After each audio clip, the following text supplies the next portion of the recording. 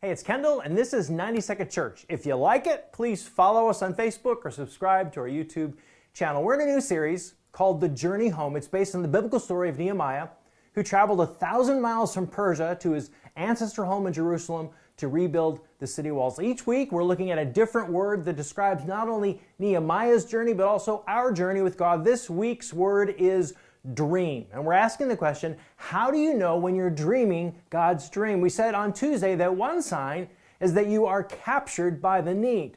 So here's a second sign. You're depending on God's power and not your own. You're depending on God's power and not your own. Remember that Nehemiah has just heard that the rebuilding of Jerusalem's walls is a disaster. It's not going well. Look how he responds. Nehemiah 1, verse 4. When I heard this, I sat down and wept. In fact, for days I mourned, fasted, and prayed to the God of heaven.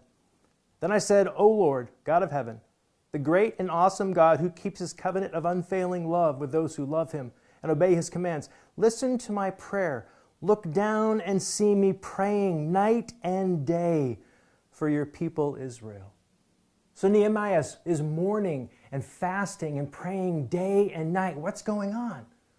Well, so here's a thing about the wall that's supposed to be built around Jerusalem. It's about 1.5 miles around, it's 20 feet high, and it's made of burned up stones and mud. There are about 200 people at this point living in Jerusalem, and all they have is hand tools. So basically, this is an impossible task, right?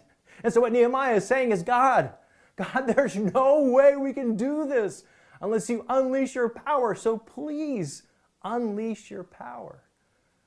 I have a friend who puts it this way. He says, why would you want to do what you can do? Why not instead try something that has no chance unless God shows up? This is one of the signs that it's God's dream and not ours. God, if you don't put your hand on this, if you don't unleash your power, if you don't breathe life into this, it will not succeed. God's dreams happen only by God's power. So what would it look like for you to reorient your dreams and your life in that direction? What would it be like for you to start praying, God, I want to see you at work in me and through me. I don't want to do things that I could just do by myself. Let me be part of something that can only be explained by the fact that you made it happen. May it be so, Lord. May it be so. We'll talk to you soon.